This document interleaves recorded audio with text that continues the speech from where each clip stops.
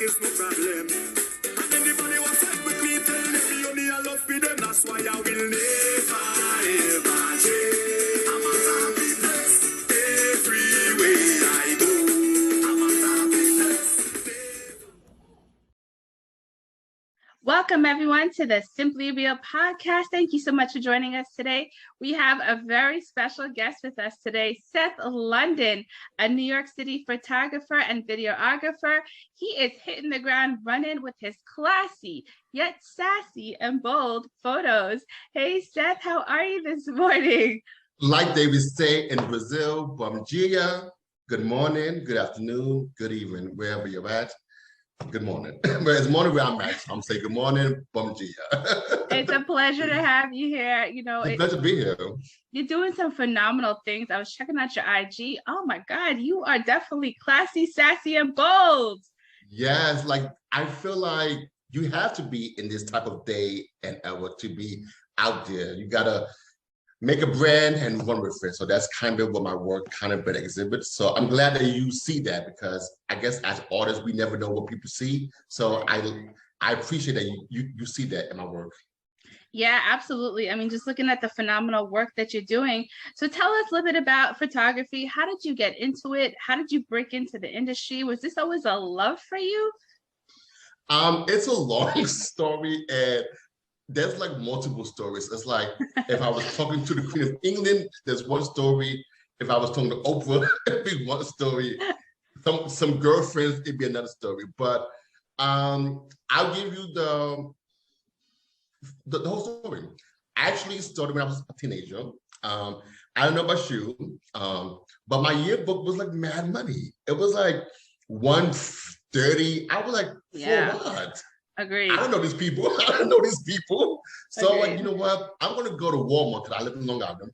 So I went to Walmart and picked up a little Kodak, disposable camera. And I took pictures of my friends. I'm like, I'm not spending 130. And I was like 16. Who has like, I mean, like 130 now would probably be like 250, right. 10 years later, right? So I'm like, So I took pictures of my friends and I really, really enjoyed it. I really liked it, and I took it up, and I took film development, and I took it, more serious. But my mom, she was like, yeah, that's cute, but no, like this is not how you pay your bills, So I kind of lost interest for a while, and then I was in grad school, and I was studying forensics, and I was studying a crime scene, and they document the crime scene with pictures, right. And I, to this day, I would never forget this picture because she is what shaped me now. This woman was brutally murdered, but the way the photographer shot the body and the crime scene, it was like damn near art.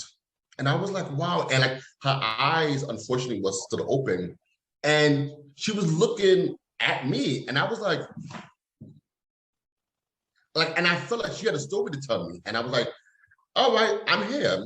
And then it reawoken the idea of, making art. Because I always felt like I was an artist. I tried painting, that didn't work. I tried the flute and piano, that didn't work. So I'm like, well, photography is still an art outlet. So so after finishing grad school, I was like, you know what? Let me try this. Let me see where this goes. And now, 10 years from grad school, yeah. Wow, that's a powerful story. Yeah, and it's been an interesting role. It's been I think every freelancer could relate. It's been ups, it's been downs, it's been good days, it's been sad days, it's been running to the bank, not running to the bank, but I wouldn't change it for anything. Right, because it's your story, it's your journey, and it's what the path that you're on. What I love about what you said is that you're telling a story. What kind of stories are you telling now through your photography? How does that impact you and the world? Because I love that notion of telling a story through photography, because that's exactly what it is. Yeah, because photography to me, it's a document of a second of time. That's what a picture is. It's a proof that this second occurred. It's like a scar, and people kind of bit like, really don't like the kind of scars, like, oh, I have a scar on my face or I have a scar on my knee. And the glory about scars is that it's proof that the past actually happened. And a picture is proof the past actually occurred. Right. And so for me, my story is that same story that the woman was telling me in her last minutes of life. I want my pictures to invoke an emotion. When you look at my pictures, I kind of want you to feel like you know this model or this talent or this brand. I want you to actually see what I saw, taste what I've tasted, hear what I heard. And so that's kind of been the DNA of the work. So it's supposed to be bold. It's supposed to be in your face because I want my picture to stand alone. Like, again, the woman who was just a random woman who unfortunately passed. And now, years later, I'm still talking about her. So I want my pictures to do the same thing. Like, years later, like, oh my God, you remember that picture? So that's kind of been that's why my pictures all kind of been the way they are. I mean, sometimes I do tone it down because it can't always be wow, wow, wow. But, you know, I'm an artist and I'm passionate about my art. I can tell, and just by speaking to you, I can hear that passion. You know, one of the things you were talking about is creating that experience for people, which you are. You're creating a dynamic experience for people who are tapping in with you, seeing what you're doing. What are some of the challenges that you faced along your journey in creating this experience or becoming a photographer in your own skin? What kind of challenges did you feel that you've gone through? It's been several. One, I mean, I guess the two challenges I started when I first started my career was the fact that I predominantly shoot men. And unfortunately, not unfortunately, but in the business I'm in, unfortunately, I predominantly shoot Black and brown people. And fashion, I mean, fashion has changed. You know, more Black and brown creators are at the table. We see more of these editors being Black and brown. We see more of these models are Black and brown, but 10 years ago, that wasn't a conversation.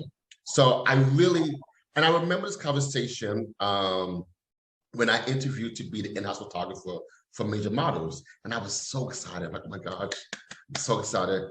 And I brought my book to, her name is Danny. I can say her name because she's not there no more, and she has retired from fashion.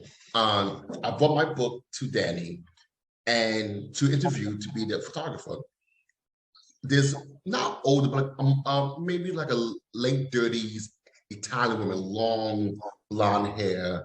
And she looked at my book and I'm like, I'm looking at all the models and she's looking like, and every time she turned the page, it's like she wanted to like throw up. She had a face of utter disgust. And then I'm like, and then she closed the book and she opened it again. I'm like, It's like took her a minute to get used to what she was seeing. And she, I guess, revisited the book and she closed the book and she looked down and looked up and said, so you shoot ethnic models. And I was like, I don't know what that means. I never heard Black people called, I never heard it before. I'm like, you mean like Black people? She was like, yeah. I was like, well, that's the book.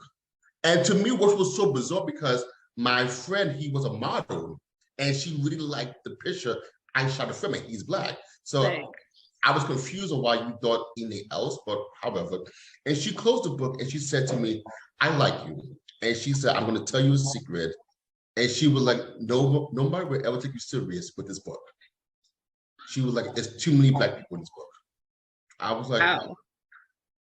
And she was like, you know, because I like you, I'm going to send you some white boys to really have you be taken more serious. I'm like, thank you, I think. So for a while, I got really whitewashed. So I was shooting like a lot of the white boys, the white girls from Europe, a lot of the boys from LA. And then, but then I just remember like, I'm not white. And I'm Black, and I find beauty in my own people. Right. So I was like, no, you know what? This was fun. I mean, I did it for years. Like, I'm not saying like it was like a month. I did it for like maybe like 5-6 years, you know. And then I was like, Black boys and black girls need love too. And who's gonna shoot them but me?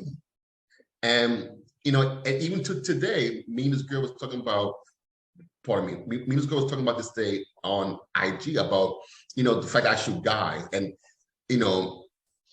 men, to me, I'm always confused why men have an issue with that. It's like, where's the girls? Where's the boobs? I'm like, what does boobs and a girl got to do with you? Like, Right. are we doing drag? Like, I never understand the issue of, I guess, people's point of view. And I'm like, it's art. Like, if you are so narrow-minded that you can't see art in this, that you would never be able to work. So I think the two challenges definitely been the fact of the race of my clients and the sex of my clients. But, but I feel like any artist is going to have an issue. Either you're going to like it or not like it. So Yeah, I'm like, no, exactly. And in the landscape of what you just said and that story that you just told, one of the things is that how do you stay so grounded in this industry? Because like you just said, there are so many trends, upcoming new trends. People want you to change who you are, to get into like a certain niche. How do you stay grounded? How do you keep yourself real? And how do you keep yourself you in this industry? well, I have to give props to my mama, because my mama was an OG. And Gotta give props to the moms out there. I yeah, agree. my mom's an OG. And there's one thing, and then there's a lot of this, I feel a lot of the old school values are being diluted and depleted. And my mom was, and my mom was really real. Like, she was a really honest person. If she didn't like you, she said to your face. And to me, anybody in fashion would tell you, Seth has a mouth. And my thing is that my respect means to me more than any check. My respect means to me so much. So the thing is that it's kind of like that old, I don't know if it's a biblical saying or old wives' tale, but like if you don't stand for something, you fall for anything. Kind of like that. So Right. I stand for what I am, and if you like it, you like it. You don't. But Right. in this industry, there is a certain narrative, which I get it. I'm not knocking the narrative that's been the narrative for hundreds of years, but I feel like as an artist, you can either play the game or make your own rules. And for me, I've always been the rebel. I've always been the outspoken one. I'll play your game, but I'll remix it. So with me, what I like to do is take the both worlds and make it one. Like, so, so I'm saying you do got to play along to get ahead, but I never lose focus of the ultimate end goal of the brand. And the end goal of the brand is just to produce art that people can, use for marketing or for modeling, and to really help people, because I think it's very easy to get down a rabbit hole like, oh, but if I'm not making 5 G's an hour, I'm good. And hey, God bless you if you get 5 G's an hour. But to me, I'm an artist. So to me, it's more about the artistry and being true to the brand versus, I'm living in a penthouse. I mean, I'm like a penthouse, but I want to create art. Because also with me, I've noticed that people in fashion are very cold and distant. And anybody who works for me knows that I'm very, we are actually friends. We are like, I call my clients, but not all of them, but like, we have a personal relationship. Like, I consider them to be close friends. I mean, they're not my best friends, but like, we have more of a offset work relationship. And, but I think it's very easy. It's very easy to lose track, especially, when sales go down, when business go down, when phone calls stop. It's very easy to lose track. But I always say, that's how a mother will fight for her kid. You have to fight for your art. So true. Got to fight for what you believe in. Love it. Mhm. Love it. What would you say are some of the core values that align with your brand and sort of what you're putting out there? Good question. I always have a good stuffy question. That's a good. I don't think I've ever been asked that question. As many interviews I've ever done. But the core value is, again, there was a narrative of the white model, and there was this narrative of white beauty, I guess I'll say. So one of the core values is I mean, yes, I know half the boys are half naked on my picture. I got that. But when they're all enclosed, I want to give them pictures that they can contend with their counterparts. So one of my core values is giving people work, because I get it. Photographers, trust me, I call my boyfriend and I tell him like, oh, I just bought me a new camera, and he was like, that must be not like, yeah, like it was a reckless spending, and I kind of I'm regretting it a little bit, but photographers charge a lot of money. Equipment Right. costs a lot of money. So one of my core value is pay it forward. That's one of my really big things, because I really wouldn't be here if I didn't know. Like I met the late Andre, who really I really wouldn't be here if it wasn't for him. Like he took me to Fashion Week. He schooled me. A lot of my values I have now was from him, and I just want to pay it forward because I know how hard it is for Black content creators. I know. I mean, it's a little bit easier now than 10 years when I started, but it's still a fight. And sometimes a good picture is all you need. Right. And I try, and that's what's one of my core is just helping the next man get better than me. I don't care, because I feel like it doesn't matter if one of us get there, we have to get there. It doesn't matter if one of us, 10 of us, but we have to help each other get to a table. And I feel like that sometimes is the problem with not the struggle, but the race. People don't want to help because they're so afraid of the next person maybe doing it better and getting ahead. I'm like, it doesn't matter who gets ahead as long as we get to a playing field. Because honestly, we really aren't nowhere near the grand scheme of the playing field. So that's one thing, one core value I think I try to instill in a lot of my clients and subjects. Yeah, I love that. And as you're talking, I'm getting that you have that sense of community, that sense of giving back, the sense of wanting to help. So talk to me a little bit about the youth, and how do you think we can start getting them with some of these skills? Like there's so many youth that I know want to be photographers, want to be entrepreneurs, want to break into the fashion industry. What are some of the things that you maybe are doing to help guide the youth and bring them into this industry? Or what are some tips that you can provide for them? Child, the youth is hard-headed. This is a new kind of youth. I love this. I feel like my grandmother. I love these new kids. You know, the youth have this type of, I don't know if it's a freedom, but things that they are doing now, I could never think about being 15 years old, 20 years old. So they are really trailblazing a whole new era.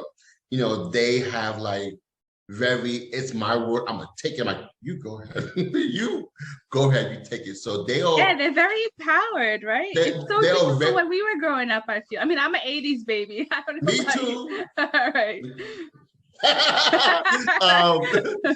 But they are very driven and they're very passionate. And it's like, if I had that drive, because I think growing up, we was very honed. You know, school, home, right? Maybe outside. Sports. It was like a routine, right? Yeah, got you. Yeah. And these kids they are just free thinkers. They are free speakers, and I love that. So, I don't really personally work with young people. I would love to, but I don't work with them. I mean, I guess everybody's younger than me, but like I do try to help models who are young people and just like try to school them with the game.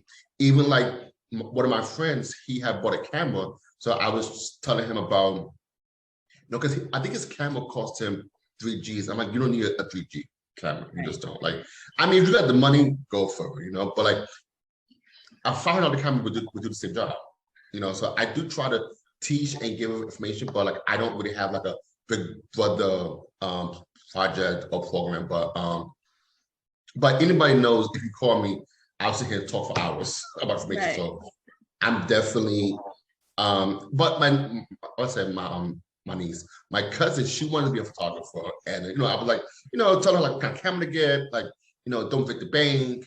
But I don't know if she still is into that, because my aunt is like a professional chef. I think she's going more into that realm now. Right. But I'm like, if you're smart, you could be the next best food photographer. Oh yeah, combining the both. I love that. Yeah, great both, advice. Yeah, great advice. Or being a good food stylist, because there's ways of integrating photography / fashion with food. There's many ways to do that. Right. And that's a great industry to start breaking into. One of the things I know in any industry that you start going on this journey that you start learning, tell me at least one thing that you think you've learned about yourself along this journey, that you've uncovered about yourself that maybe you didn't realize until you started embarking on this beautiful journey. Another stumping question. But it's not a stumping question. It's because I feel like I already know who I am. So I don't think I'm very secure with who I am. And again, this goes back to how my mother raised me and my schooling, my education, traveling the world. So there's nothing like, oh my God. And I ask that only because I know sometimes when you're on this journey, like for me, my journey of my health journey and getting to entrepreneurship, I've learned so many things about myself that I didn't know really existed. Like I didn't know I had that strength within me. I didn't know I had the courage to keep doing certain things. That's why I ask, because sometimes you learn just so much about yourself when you start embarking on the journey. I've learned, but I don't know if it's a good thing or a bad thing. Like, I'm very emotional, I guess, because I'm a water sign. So I'm very emotional. And sometimes I'm too invested. I have learned that. I actually have learned that. Sometimes I want more of you than you want of yourself. So I have learned that about myself, that I guess because I'm the oldest of my siblings, so I have this big brother, naturally leader, naturally second parent, kind of thing. So I always want better for people. So which could be a good thing and a bad thing. I have definitely gotten into a lot of arguments with people because, again, like, I want you to be so good and you don't see it. And I'm like, get it together. So I get very defeated because I do wear my emotions on my shoulders. So that is one thing, unfortunately, in fashion.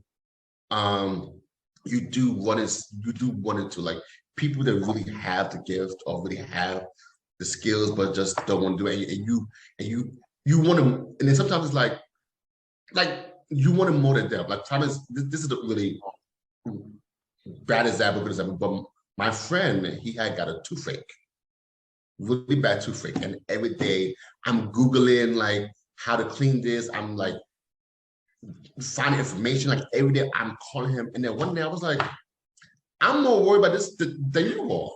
Because it seemed like he didn't even care. Like every day he's in pain, but it seemed like you are okay with this pain. And I feel like I'm more concerned than you are. And this is your tooth, not my tooth. So I'm trying to learn not to overexert myself. Right. And then just, give enough, but not give the whole kitchen. Right. Well, you being that compassionate person you are, it's going to shine through your work. So now that we know a little bit about Seth London, the person, tell us a little bit about your work. What projects are you working on? Who are you collaborating with? Spill your beans. Tell us a little bit about what you got going on. Spill the beans. I'm working on a really big shoot. Uh-oh, did we lose you? I think you froze for a minute there, Seth. Let's see if we can get him coming back in. Well, while we're waiting for Seth to come back in, this is such an amazing interview. We are talking to Seth London, New York City photographer and videographer. Hopefully he doesn't freeze for too long so we can get this party. Here we go. Okay. You're back. Child, all this money I spend for Wi-Fi, it should be working. But no, I'm working with one of my favorite hairstylist, Jackson Simmons. He was exclusively with Balmain, however you want to say it. So we're doing a really special hair project in a few weeks. I'm so excited, and the model is very famous. So I can't tell you. All right. We'll look forward to it. He's definitely an A-lister. But I'm doing a lot of small projects. Like my shirt I'm wearing is actually one of my clients. Oh, I love it. So I'm working on his lookbook and his content. I love his brand and I believe in his brand. So I'm partnering with him for the next few weeks. I'm actually my book isn't here yet, but I was selected. Two of my pieces was in this Disruption magazines. They did like a collective of Black artists and Black content. So I was very honored to be in there. My Gucci shoot is in there. So I'm so excited for that. Oh, congratulations. Wow, phenomenal. Gucci. Like, doing your thing. What else is on the stove? I mean, like I'm just working with a lot of creators in the next couple of weeks. Like I just shot this NBA player last week. I think in April I'm doing a full boxer. So like, you know, things are just coming. Like you just gotta stay tuned. Like just like it's just like I have a board of stuff. Just like every day it's a new project. So I'm just trying. Whenever I meet, like again, with the beast of IG, you have to create content on the hour, right, every hour. So I'm just trying to just keep the steamship going. Right. Steamboat.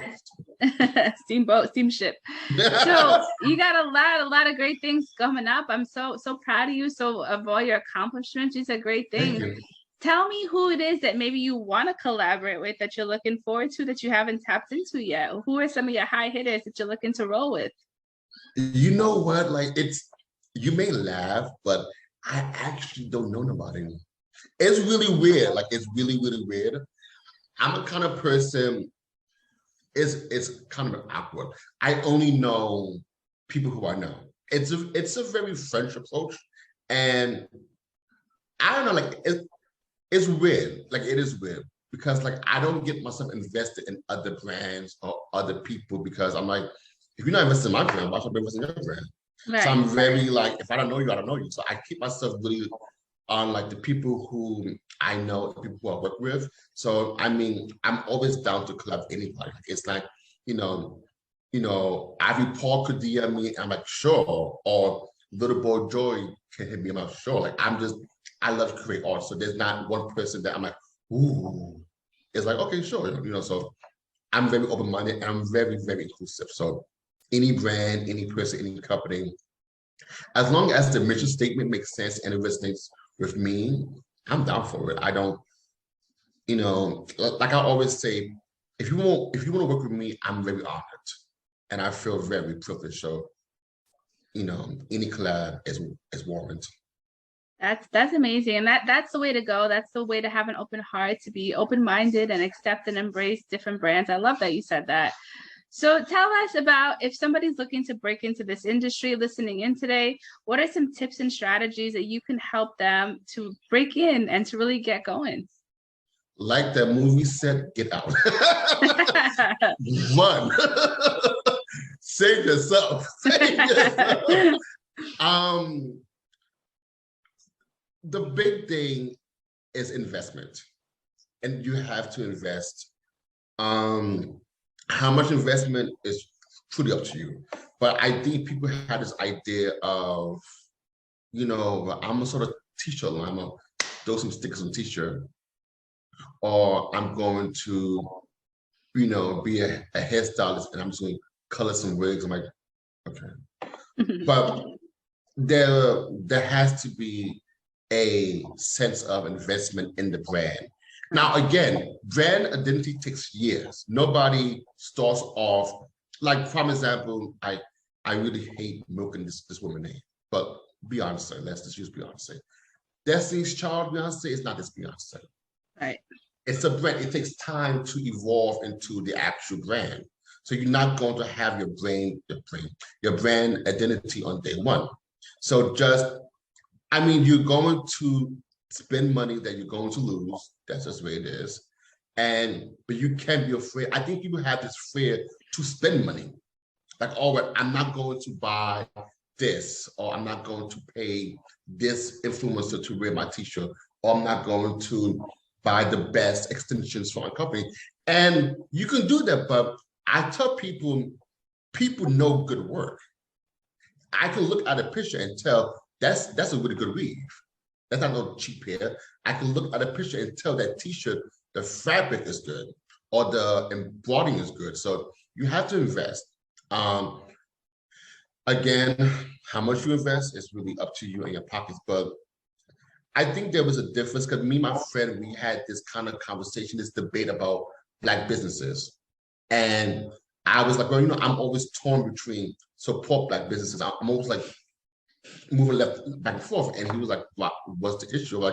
I'm like, I want to know if this is a business or this is a side hustle. And I respect the hustle, don't get me wrong, but it is a side hustle or it's actual business. So if you're trying to break into this, whatever, if it's fashion, photography, entertainment, sports, Hollywood acting, is this something that you really want to do, or you just try to make a quick dollar? And I think those two will determine how much time, marketing, and investment you would do. So again, if you want to make a quick dollar, I'm for that. I don't knock anybody to make a quick dollar, but you have to understand what are you bringing to the table if you're just trying to make ends meet. So just know, what do you want to do? What is your end goal? So before you get into something, it's like, it's like going to a restaurant. You came here to eat. You didn't come and watch TV or be on your phone. So knowing, I guess it's like a song, and I feel like that song has been like, everybody has music. You have to understand the assignments. What is the assignment that you're doing? And so that's the best advice. I like, prime example, this other day, this girl had asked me the same thing. She's doing a photo shoot and she was talking about posting. I said, you have to understand the assignment. Right. What are you modeling? Why are you here? What are you wearing? Understand the job. So understand yourself as a content creator or a creator, and that's how you're going to be able to make a splash in this pool, lake, or ocean. Right. And you make a lot of good points about the hustle versus the business and being a content creator during this time. And I think a lot of people start their hustle because, when I'm looking at social media and the influence and the trends happening on social media, how do you think that's affecting the way people are thinking and starting up these businesses and hustles? It's definitely making it, it's doing more, I think, more of a damage than a good. Like when something's new, is always good, but then people try to, I guess, bootleg it and water it down. So social media has been the driving force for a lot of brands. A lot of brands would not even be here if it wasn't for social media. So I do commend social media for that, but then people then have like a lackluster. Again, it goes back to the investment. It's kind of like, why should I pay a photographer $650 to do a photo shoot when my grandma could do it? I'm like, well, it looks like your grandmother did it. Like it doesn't look like a professional did it. And it kind of been, so it's quality over quantity for me. So, and and some people are doing it. Some people are buying good cameras just to take a selfie. But I'm like, you spend $2K on a camera for a selfie? Yeah, that's not me. I got my handy dandy phone. and if you notice that, like, some of these phones shoot better than these cameras. I'm telling you, they do good photos. Because they know, I don't have I think an Android does good too, but like I don't have an Android, but like Apple definitely knows that these cell phones are for content creators. So the camera, so everything is being geared, like even some restaurants. I don't know if you saw, like some restaurants now got better lighting now. Right, they have props because they know, like, oh, so social media is definitely the driving force, but it needs also to be understand that it's not the end all goal, because you can be very lost on a content creator and an influencer's IG and feed. It's very easy to get lost, and you can be inspired. You can be. I love how these young kids are creating content and visuals. It's breathtaking. My Oprah ain't doing it. My Oprah ain't doing it. But I feel, again, you have to understand what do you bring to the table. Right. Know your value, know your worth. Yeah, know your value, know your worth. It's kind of like, this may be off topic, but on topic. I wanted to post this story on my Instagram because it's a really powerful story. But my people, people are like 5-second attention span. And it's a story about Picasso, the painter. And it's about his worth and knowing your worth. And I'm like, this is a good story. So the story pretty much is a lady, I'm assuming it's Paris. A lady goes to a cafe and she sees the famous Picasso. Right. Drinking coffee, mind his business. And not said that she's starstruck, she's like, oh my God, that's Picasso. So she goes up to him and she goes, are you the painter Picasso? He goes, yes. So I guess she's like, prove it to me. So she gives him a napkin and she said, draw me something. And he sits there, he draws something, da da da da da da. So he folds the napkin, and before he gives the lady the napkin, he asks for a payment. The lady's like, excuse you?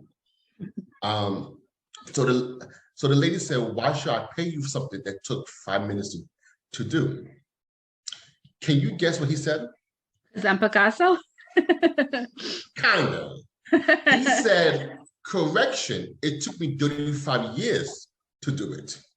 Yeah, exactly. And it took me 35 years to do this 5-minute drawing. I'm like, and that's what it is. So I guess knowing your worth and knowing that, it took you 10 years, 20 years, 30 years to be at this cafe drinking your cappuccino. So no, I think it's very easy for people to forget the process that got them there. So always understand the journey that you have taken. And that's why I tell people that you can rush it. Because if you rush it, you're not going to really appreciate that end reward. So you have to really, don't get me wrong, some people, it may take 50 years. Some people it does. Like that, the Squid Game guy. Oh, yeah. Yeah, that's a phenomenal one. Yeah. Like, homeless, out of loans. And he submitted that movie like 20, like many times. And he finally made it big after trying for like 20 years. Right. So you gotta believe in the craft. You gotta believe in what you bring to the kids. I love it. Love all your motivation. So Seth, tell everybody listening in, where can they connect with you? How can they get your services? Give us the rundown of what we can do to get in contact with Seth London. The rundown. Well, I'm an IG stalker. I don't actually like I be looking. So I am too. I was looking at your profile. I'd be looking like, because you know what it is, because with IG, I love to spend my social currency. So I'm just sitting there on a sport page. I'm liking people's stuff because it gives nothing to like. Like some people really act like I like a comment is going to take a minute out of their take a minute off their life charm. Like, it's not a service. So for me, my Instagram is Seth_London_official, spelled like that. My website is the Seth London Studios, spelled as such. Do not hit me up on Facebook because I did not be on Facebook. I do not. Don't get me wrong, I used to love Facebook. No, it's not for me. Everybody has their social media set. Yeah, I got you. But I mean, my name is, back in the days, it was an honor to say this, but now people like, who cares? But you guys should Google me. That was the day. people work really hard to be Googled, and I'm like, what's Google? So you can definitely Google me, and I think everything comes up there. Yeah, but definitely, hashtag Seth London, Seth London NYC. Yeah, Seth London is a brand. Yeah, phenomenal brand. So for everybody tuning in today to the Simply Real podcast, go connect with Seth London, a phenomenal New York City photographer, videographer. Like I said, his brand is classy, sassy, and bold, and he's got it going on. You heard it from him here. So keep it connected with him. Thank you all for tuning in today to the Simply Real podcast. Don't forget to hit that subscribe button, and we'll see you all next time. Bye, y'all.